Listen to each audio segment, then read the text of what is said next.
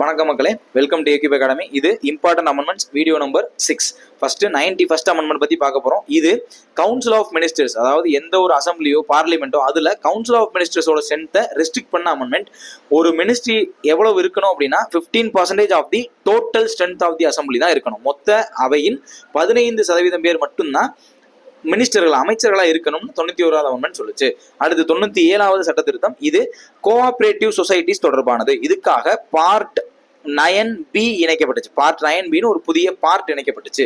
அடுத்து 99th amendment. இது புதுசா நேஷனல் ஜுடிஷியல் அப்பாயின்மெண்ட்ஸ் கமிஷன் அப்படின்னு ஒன்று உருவாக்குச்சு. அதாவது சுப்ரீம் கோர்ட்டுக்கோ ஹை கோர்ட்டுக்கோ ஜட்ஜஸ் அப்பாயின்ட் பண்றதுக்கு கொலீஜியம் அப்படின்னு ஒரு அமைப்பு இருந்துச்சு. அந்த அமைப்பை ரீப்ளேஸ் பண்ணி NJACங்கிற அமைப்பை உருவாக்குறதுக்கு பார்லிமெண்ட் முயற்சி செஞ்சுச்சு.